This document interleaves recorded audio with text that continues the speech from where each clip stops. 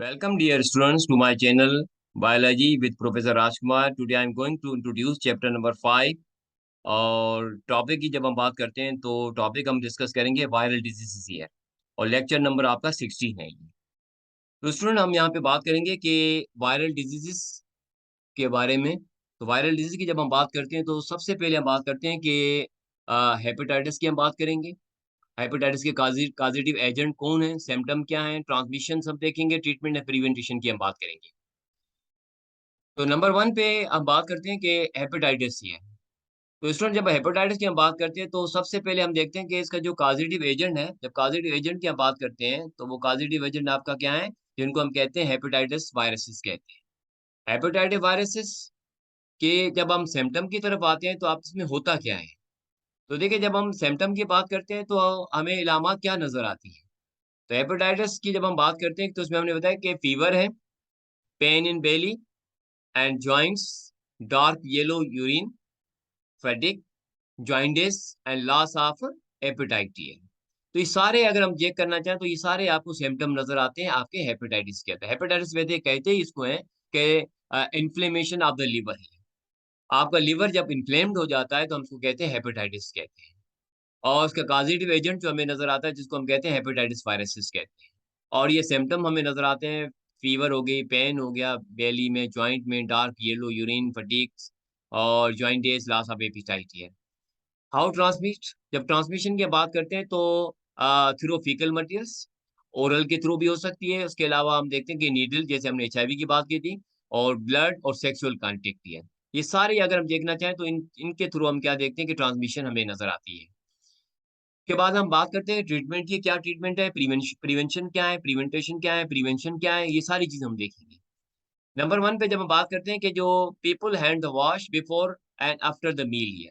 हमें पता है कि जो मील आफ्टर हो या बिफोर हो, we should wash our hand है। Avoid to meet infected persons, जब आपको पता है कि ये हेपेटाइटिस के से वो मुब्तला है कोई पर्सन, तो आप उनसे अवॉइड करें to close to contact here. Use the clean food, sanitiser yourself by soap here. ये सारी चीजें हम देखते हैं हेपेटाइटिस के अंदर। नंबर 2 पे इसमें हम बात करते हैं कि हर्ब्स की हम बात करते हैं।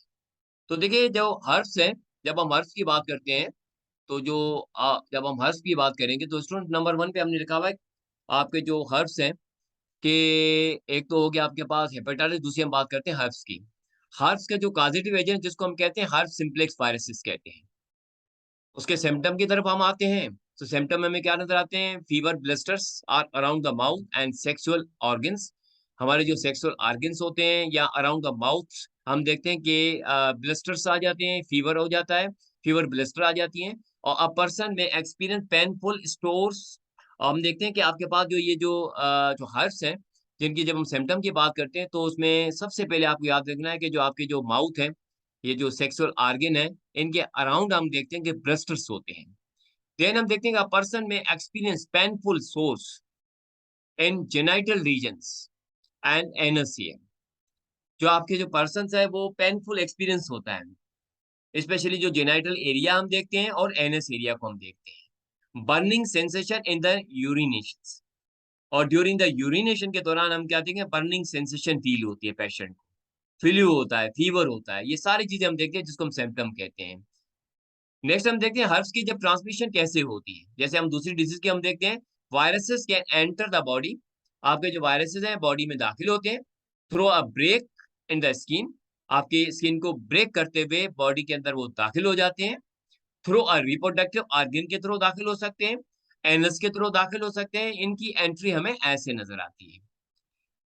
और अगर हम आगे देखें ट्रांसमिशन की बात करते हैं तो इंसेनेटरी में lead to the spirit of this diseases ही है।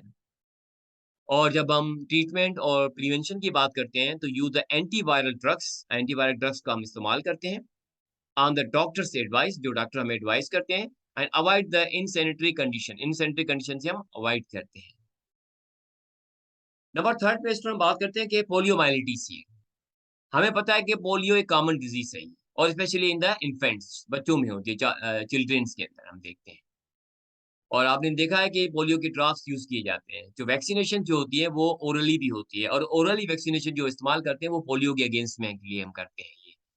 तो पोलियो वायरसेस इनके लिए रिस्पॉन्सिबल होते हैं।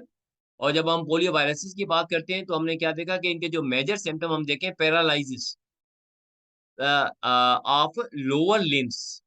बच्चे के जो लोअर लिम्स है वो पैरालाइज हो जाते हैं, फंक्शनल लेस हो जाते हैं।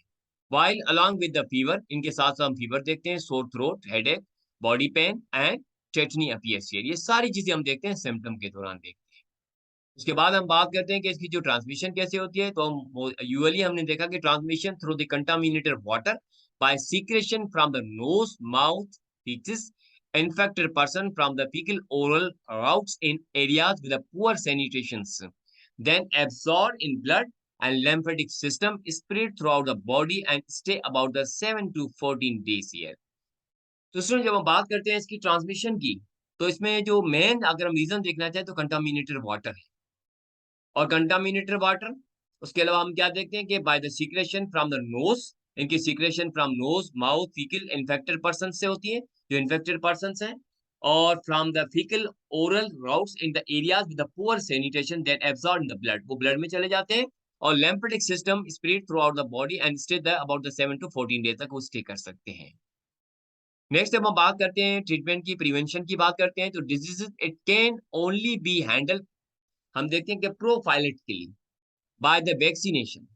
इस डिजीज को अगर हम कंट्रोल करना चाहें तो हम क्या क्या कर सकते हैं, वैक्सीनेशन के थ्रू कंट्रोल कर सकते हैं। और प्रॉपर सैनिटेशन कंडीशन हो, this virus may lead to death if not treated properly. तो देखिए जब हम बात करते हैं कि ये वायरस आपकी जो बॉडी की जो डेथ भी हो सकती है अगर आपने इसको प्रॉपर्ली ट्रीट नहीं किया। नेक्स्ट हम बात करते हैं कि कॉटन लीफ कर्ल डिजीज है।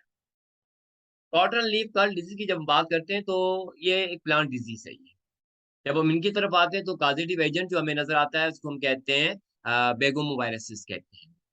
बेगोमो वायरसेस के बाद जब हम पॉजिटिव एजेंट की बात की तो उसके बाद हम देखते हैं कि इनके क्या सिम्टम्स है। The most common symptom is a leaf curling upward और डाउनवर्ड है। आपके जो पत्ते के जो आपके जो प्लांट के जो पत्ते होते हैं उनमें कर्लिंग होती है, चाहे वो अपवर्ड कर्लिंग हो चाहे वो डाउनवर्ड हो। वेन्स थिकनिंग हो जाती है, इनकी जो वेन्स होती है वो थिक हो जाती है। Appears in the leaves and the quality of fiber are variably affected by the leaf curl diseases here। ये सारी चीजें देखते हैं सिम्टम में हम देखते हैं। बात आती है कि इनकी transmission, this virus is transmitted through the white fly paste. ये व्हाइट फ्लाई एक होती है जिसको हम कहते हैं कि उस फ्लाई के थ्रू ये इसकी ट्रांसमिशन हमें नजर आती है। प्रिवेंशन क्या है, ट्रीटमेंट क्या है, use the spray at the every 7 days and practice crop rotation here. आपके जो क्रॉप्स होते हैं उनके ऊपर हम क्या देखते हैं, स्प्रे हमें करना है और एवरी 7 days के बाद हम देखते हैं। उसके साथ साथ हमने बताया कि just cut and burn the infected plants here.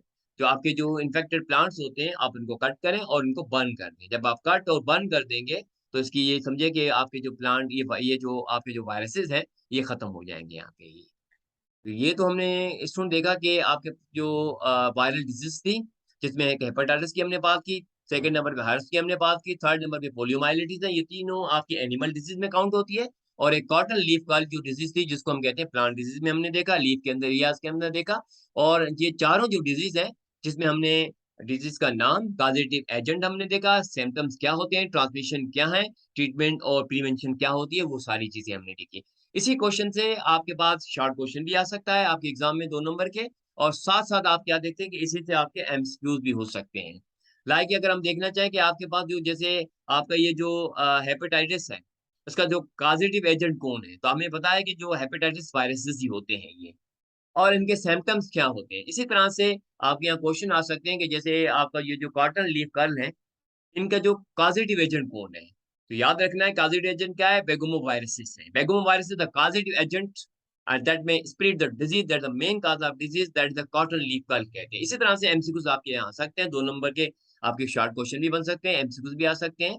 तो ये तो हमने देखा, आज हमने जो डिस्कस किया है वायरल डिजीज के बारे में हमने बात की।